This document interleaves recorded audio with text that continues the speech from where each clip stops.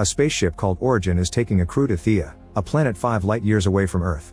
Mid-course, Shun wakes up from hypersleep and his pod fills with water, washing him before ejecting him onto the floor. He puts on the clothes he finds waiting for him and goes looking for others, only to hear the alarm go off. He then bumps into Lana and they notice something moving in the shadows. As they look around, they hear the alarm again announcing more people waking up.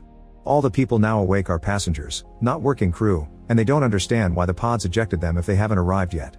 While discussing the situation, Shun thinks about how he ended up here. Back in Tokyo, he used to be part of the Yakuza while his brother Takeshi was a police officer. Takeshi knew that Shun felt trapped in the criminal life and told him about the Thea project so he could escape. Shun agreed to go to a special presentation and put on some glasses that showed him all the benefits of Thea, the only discovered planet so far that could sustain human life. It was still being colonized, so they needed more people to work there. Any volunteers would get to start a new life with a clean slate, which made Shun think about all the people he killed for the Yakuza. Shun thought it sounded too perfect and would only go if Takeshi came along. A few days later, while Takeshi was in the middle of a dangerous case, he called Shun to confirm he wanted to leave together, but they had to do it that night because the cops were after Shun. Unfortunately, the cops learned that Takeshi was telling on them and Shun was shot, but he ran away just in time.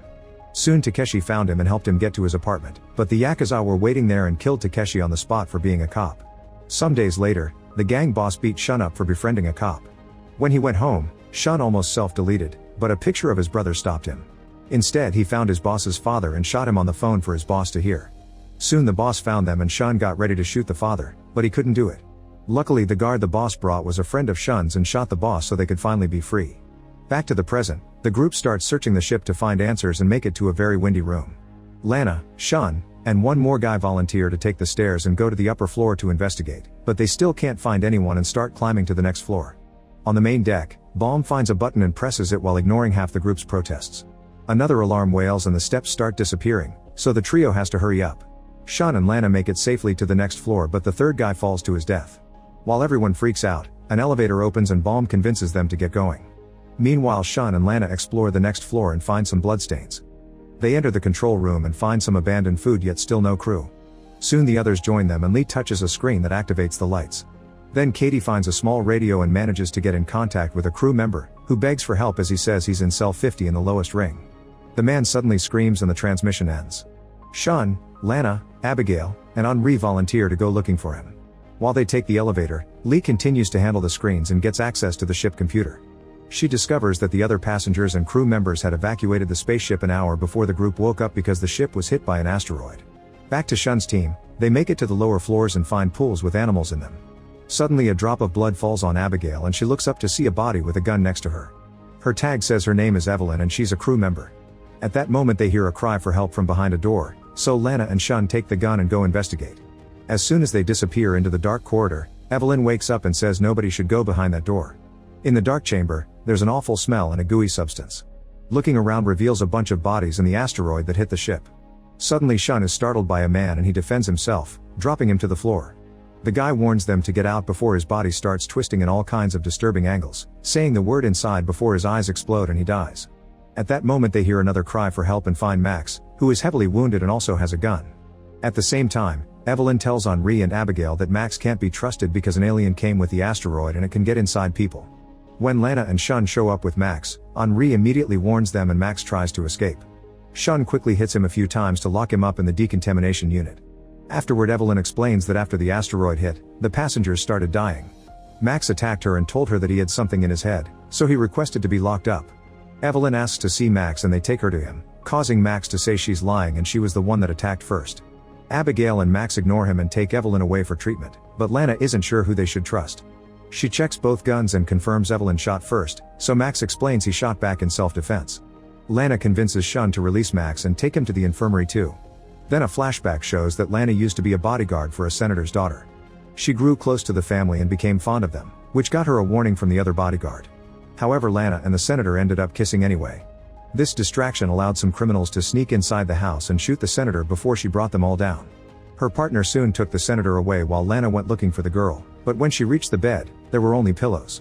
Suddenly a criminal attacked Lana and kept throwing her against the furniture until she reached her gun and killed the guy. Some of her bullets went through the closet and when she opened it, she was devastated to find the girl dead inside. In the present, Lee discovers that the comm systems that link the ship to Thea have been destroyed. Logan starts freaking out and decides to leave the room. As he wanders around, He keeps hearing voices, only to suddenly be startled by Katie and Venetia. Logan ignores their concern and enters the next room, where they find a gym. After getting some water, the women turn around and notice Logan has disappeared. Katie and Venetia go looking for him and make it to the crew's quarters, where they hear a noise. However, it's just Baum, who found a crew tag and is now using the shower. When they turn on a computer, they find a worker's video log. The guy is happily sharing his experience when suddenly the screen is filled with a static and an alarm calls the crew to the control room before the video goes black. The group keeps going and finds Logan at the same time he finds Henri and Abigail, who rush an unconscious Evelyn to the infirmary. Henri has medical knowledge and with Abigail's help he starts treating her. The others wait outside but Logan gets nervous and leaves. Katie follows him and finds him looking for medicine right before he falls on the floor as he has a seizure. She helps him go through it until he falls unconscious. When Logan wakes up, he asks Katie to keep the secret. Meanwhile, Lee discovers they're 9 days from Thea and the ship is still on course, so the automatic landing system should save them. At that moment Lee's nose starts bleeding and Eric checks on her, but she avoids his questions.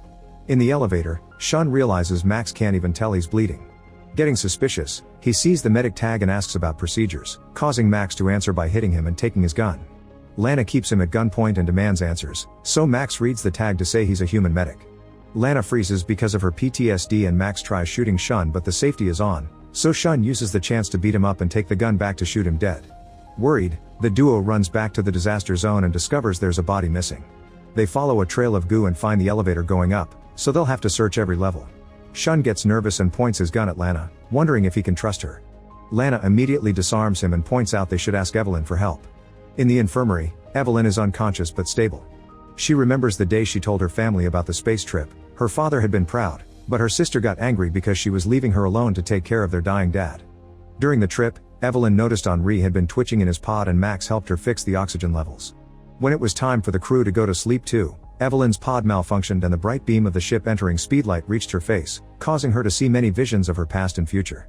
She woke up and left her pod, finding the room empty. Then she searched the area and found many of the passengers bleeding, only to wake up for real. It turned out the light had hurt Evelyn's eyes and Max was treating her. They started spending time together and grew close. Eventually Max removed the bandages and Evelyn's eyes were healed, so they shared a kiss. The next time the crew went to sleep, Evelyn had visions of a violent future for the passengers.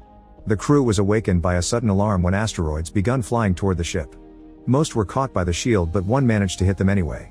The computer showed that passengers were dying in cell 50, so Max took a gun and went down to check with a coworker. Behind the door 50, they could hear screaming. Minutes later, Max contacted Evelyn on the radio and begged for help before the transmission was cut off. Evelyn ran to warn the captain, who announced they were evacuating because an alien was aboard, so she considered those in cell 50 dead. Evelyn ignored her orders and went looking for Max instead of evacuating the passengers under her care, explaining why Sean and the others didn't leave. When she made it to cell 50, Max warned her that he was already possessed before attacking her, so Evelyn shot him to defend herself. In the present, the fire alarm starts wailing and Henri goes to investigate, finding the emergency button broken but nobody around. He bumps into Sean and Lana, who run back with him. In the infirmary, Abigail is watching over Evelyn, who is lacking oxygen. Abigail grabs a scalpel for protection and runs out to grab an oxygen tank, but when she comes back she's knocked out by someone hitting her with the door. It's Eric, who proceeds to choke Evelyn because she saw him back during the first attack and knows he's infected. At that moment the others arrive and Eric gets distracted, so Evelyn grabs a scalpel and stabs him. Eric runs away before the others can catch him. In the meantime Logan goes to the bathroom only to be knocked down by Eric, who has an alien coming out of his eye. Logan yells for help and Katie comes over, screaming to distract Eric so Logan can push him off. Eric runs to the elevator as Sean arrives and shoots him right before the door closes.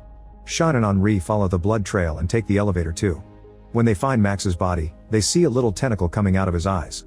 Henri touches it and the alien immediately hides, so they decide to take the body to the control room for research. Among the medical tools, Henri finds a laser, which he tests by cutting Max's fingertip off. This makes Henri remember the day he was introduced to some secret government labs. The leader said they wanted to use Henri's DNA knowledge to trigger diseases instead of curing them, intending to kill a political oppressor to save lives.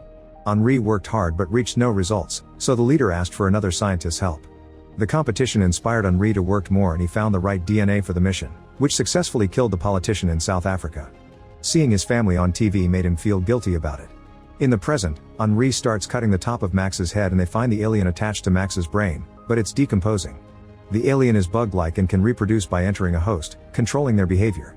Then Lana and Sean go looking for Eric, who is back in cell 50 and has found a radio. He calls Venetia in the infirmary and begs for help, saying he has chunks of memory missing and doesn't know what he did. Soon Lana and Shun make it to the morgue, where they find the radio with a body. At that moment Eric locks the door behind them and makes the cold in the room worse to slowly kill them. Henri and Abigail take Max to the infirmary and find Evelyn but no Venetia. At that moment Lana contacts them for help while Shun begins hitting the cold air vent with a piece of metal. Since it's not working, he decides to use his fingers to pull the lid off, getting hurt in the process. Then he tries to hit the machine with the metal, only to get shocked and fall. Lana decides to try again and manages to make the cold stop just in time. Meanwhile Venetia meets with Eric, who apologizes as he collapses. When Venetia comes closer, Eric confirms he's been acting and attacks her. Hearing her screams, Henri and Abigail decide to split. Abigail makes it to the morgue and helps Lana carry Shun away. When Eric is about to infect Venetia, Henri tackles him and the men start to fight. Venetia tries to escape so Eric jumps on her instead, thus Henri jumps on him too and the fight continues. Then Venetia stabs Eric with the scalpel and Henri steps back to lock the door. Eric threatens to kill Venetia if Henri doesn't open the door, but Henri apologizes and opens the airlock instead, causing Venetia and Eric to be ejected into space. Sometime later, Lee unlocks the crew's quarters so they can go to sleep. Before choosing a room, Logan kisses Katie. The guilt won't let Henri sleep so he goes to the airlock, only to discover blood indicating someone escaped through the ceiling hatch. A sleeping Lee finds a strange bug walking on her body, only to wake up and realize it was a nightmare. She leaves the room and finds water on the floor, which she follows until she finds Eric's body in the pool. Soon Henri arrives and checks the blood, noticing there's no goo in it. This means the alien is on the loose. Another flashback shows that Lee used to be a hacker. She worked for a gang leader, who one day fired her to replace her with AI. The meeting was done when she took off her glasses, revealing it was all online because Lee is unable to touch people. Getting desperate, Lee hired an AI companion and took her to an abandoned game, where she removed her morality filters. Then Lee gave her a program she made, hoping the AI would help her bring down other AIs so she wouldn't lose her job. This gave the AI tons of new knowledge. They spent a lot of time together in the virtual world and Lee even gave the AI a hologram so she could learn to touch people. One night they went to a virtual bar and saw Lee's former boss, so the AI made a plan. She approached the guy and gave him a drink with Lee's hacking program in it, activating it by kissing his neck. The boss realized this AI wasn't one of his and grabbed her, so Lee screamed at the same time the AI broke a glass on the guy's head. A bunch of guards appeared so Lee had to log out. She waited a few hours before logging back into the bar and when she tried to approach the AI, the guards surrounded her. Lee escaped by transferring herself to the abandoned video game, where her AI found her. She warned Lee that the gang was after her, so Lee's only chance to escape was to join the Thea project. Then the AI kissed her to transfer the information she had about it before disappearing. Afterward Lee downloaded everything in a chip and got surgery to hide it under her skin. In the present, Lee forces herself to ignore her fears and helps Henri take the body to the infirmary. He cuts the top of the head off and confirms that the alien is gone. Then Henri takes the brain out and cuts it in two, discovering that the alien corrupts the memory. Getting an idea, Lee runs out of the room and bumps into the others, who notice the blood on her shirt.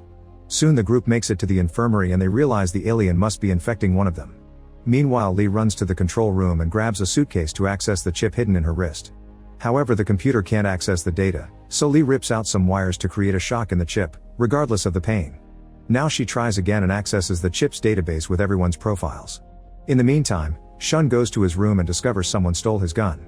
At the gym, a panicking Logan is breaking things and ignoring Katie's attempts to calm him down. Baum then announces he thinks Lee is the infected one because she found Eric. They go looking for her and find her watching Logan's interview. Lee tries to escape, but Logan grabs her and causes her to drop the suitcase. A fight ensues and the guys easily overpower her, knocking her out as she falls. When she wakes up, her hands are tied and Baum is interrogating her. She spits at his face and Baum takes out Shun's gun, but Logan immediately disarms him thinking this is going too far. At that moment the others show up so Baum pushes Logan to take the gun back, but it falls and fires, hurting Shun's arm. Now Lana is in control and she kicks Logan and Baum out of the room. Shun follows them and makes them enter the elevator, where he gives them a warning shot and threatens to kill them if they ever show up again. Suddenly an explosion happens in the infirmary and the system quickly puts out the fire, but it's too late. The scanner is destroyed and now they can't scan everyone's brains to find the alien. A few days later, Logan and Baum are out of food and water so they go looking for supplies in unexplored floors. They find the body of the guy that fell and the guilt makes Baum run away. In another room, he's pleased to discover a life raft full of food. After grabbing some supplies, he comes out and sees Katie secretly bringing food and medicine to Logan. Then a flashback shows Baum at an auction for one of Earth's last plants. He met Margot and they quickly hit it off.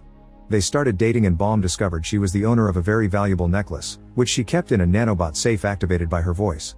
Margot's stepson Casper realized Baum was using Margot to steal the necklace and explained she took it from his dead dad, so he wanted to help Baum reclaim what was his.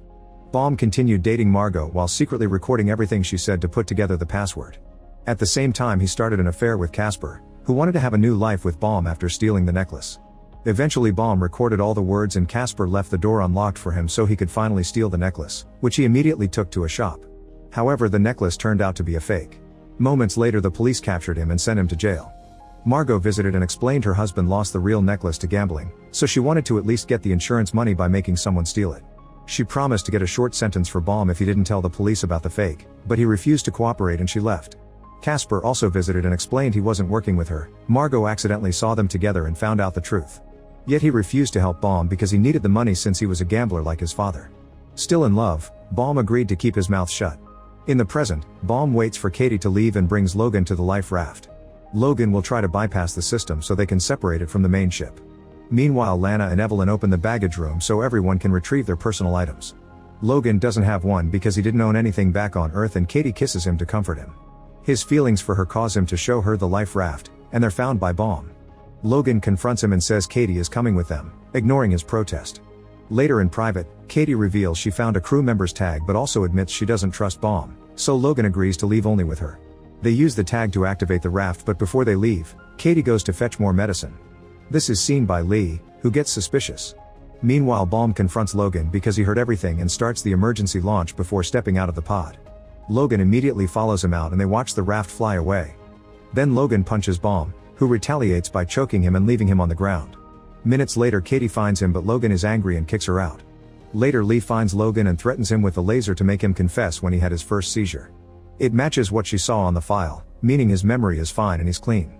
Lee convinces him to work together and they hide in a room where Logan helps her repair her suitcase. Suddenly the ship rumbles and the group checks the computer to discover they're losing pressure in cell 50. They'll have to patch the hole to prevent it from getting worse. Shun, Evelyn, Lana, and Henri gather some tools and on their way to the cell they bump into Logan, who comes along to help. In cell 50, they start sealing the edges between the asteroid and the ship, only for Evelyn to suddenly announce they must run. A hole opens in the wall and the group has to hold on to avoid getting blown out. Unfortunately, Logan is hit by a box and crushed against the asteroid. Then the box gets stuck in the hole, completely covering it. Shun and Lana rush to get Logan's body but the box soon breaks and the blowing starts again. Luckily everyone manages to hold on and make it to the door, closing it right before the asteroid disintegrates.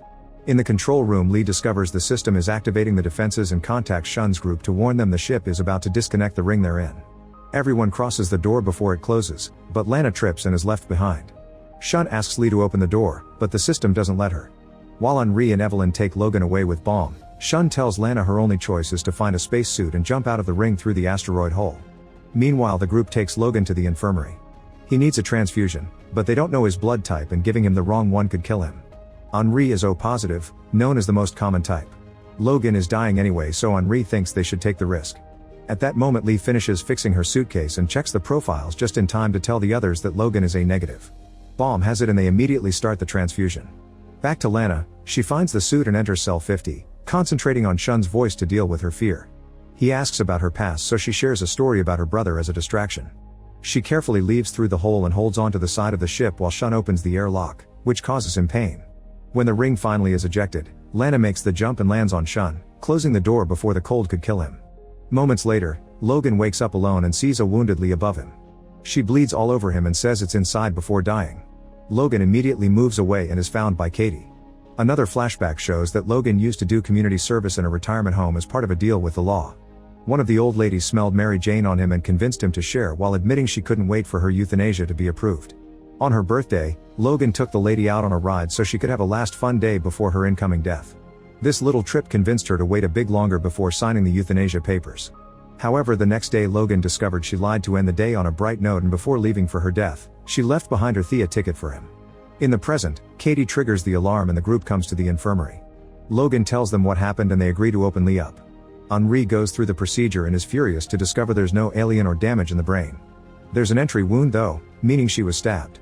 Shun and Lana point their guns at Logan, who tells them about Lee's project to access the files and compare memories to reveal the alien. The group agrees they need to find Lee's chip to continue her work, causing Baum to suddenly run away and lock the group in the infirmary. While Baum searches Lee's room, the group breaks the infirmary window. Then Lana, Shun, and Henri go after Baum. When Shun and Lana enter Lee's room, Baum surprises Henri, taking him hostage. Baum swears he isn't infected, and once the duo puts the guns down, he lets go of Henri and runs into a bedroom, getting a shot in his stomach before the door closes. The trio waits outside and hears him scream as he removes the bullet. At that moment, Henri notices blood on another door and he goes inside to find the scalpel that killed Lee, meaning it wasn't Baum. In the infirmary, Logan grabs Lee's hand and sees the wound, realizing that she said it's inside to mean the chip. He and Katie start cutting Lee's wrist and retrieve the chip. Then they make their way to the suitcase, but Logan is too weak to keep going and tells Katie where to find it. She rushes to find the profiles and looks at her own, but the video doesn't show much because Katie had a breakdown during the interview and didn't answer the questions. Furious, Katie starts destroying the chip when she's found by Lana and Shun, who think she's the alien because the scalpel was in her room. Katie swears it isn't true and opens a pod to drop water on Shun before running away. Lana quickly catches up to her and after some struggle, she knocks her out. A new flashback shows Katie traveling to meet with her brother Andy, who wasn't happy to see her after so many years. She wanted to spend time together, but Andy kept avoiding her. Instead, Katie started to help the locals and met Sean, who was kind to her. However, Andy asked her to stay away from him. Katie agreed while hiding a chip inserted in her neck. Eventually, Andy let her come to his sermons, during which he talked about a life without technology. The moment was interrupted by a drone, which scanned Katie's chip before flying away. Now the locals didn't want anything to do with her except for Sean, who was happy to have another misfit in town and took her horse riding. Katie went too fast and fell. When she woke up, she was home and Andy informed her he kicked Sean out. An argument ensued and it was revealed that when Katie was a teen, she burned down the trailer of the kid that harassed Andy to kill him. Andy didn't forgive her and Katie had to leave. When Katie wakes up, her hands are tied and she's been locked up. The group discusses what to do with her and agrees to let the authorities on Thea deal with this since they only have one day left. Suddenly the ship starts rumbling and the group discovers the shields are closing, only to then notice they can finally see Thea. To their shock, a probe flies out of the planet and connects to the ship. The group rushes to check on it but it's empty. Suddenly the probe glows and takes control of the ship's system. It detects a non-native life form so it activates a special protocol as all the ship rings start glowing too. In the cell, Katie is having a panic attack as flashbacks keep haunting her. Shun and Lana go to check the corridors and notice gas being released in the last circle, so Henri uses an axe to break the wall and discovers poison tanks. The gas is being used to kill everyone aboard and it will soon reach the other circles. Baum thinks they need to kill Katie to save themselves and while everyone argues, Logan goes to the cell and breaks the glass to free her. Meanwhile Lana refuses to kill again, so Shun makes her give her gun to Baum and the men go searching for Katie to kill her. A chase ensues and soon the guys find Kate, who finally admits she destroyed the chip because she didn't want Logan to discover her past. Shun puts his gun down, saying they've already been wrong before. At that moment they get a message on the radio saying Henri has an idea. The group reunites and Henri explains he could use saline to lower body temperature enough to mimic death. If the host dies, the parasite should too. Henri admits he may fail to bring her back, but Katie volunteers to do it anyway.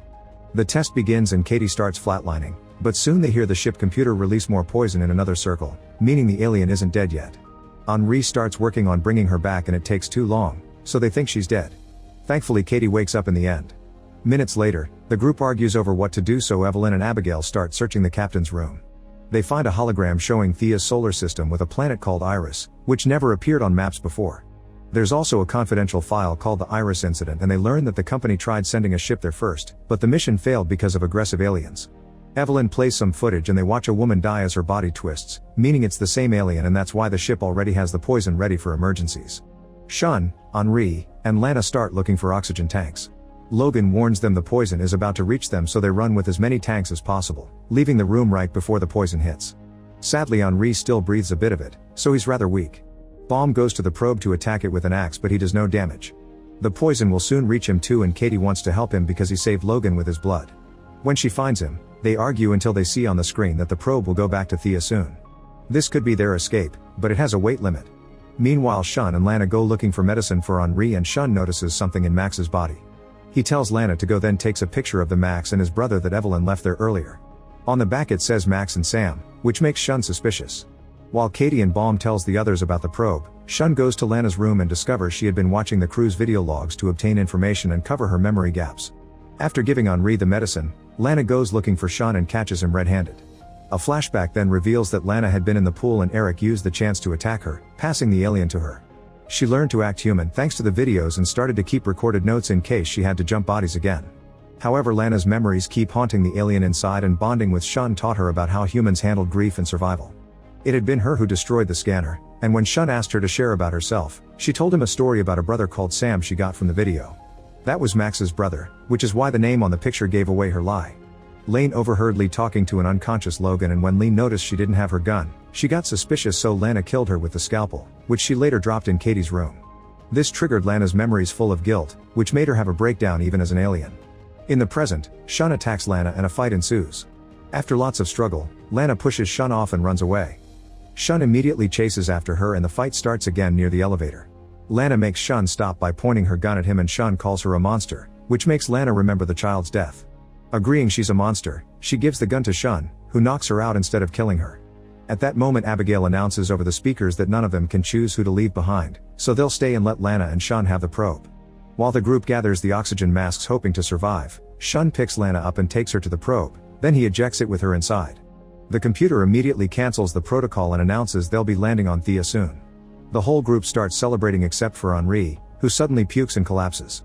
In the probe, Lana receives a message from Thea saying nobody should come closer because the planet isn't safe. Make sure to subscribe and turn on notifications so you can watch more videos like this. Thanks for watching.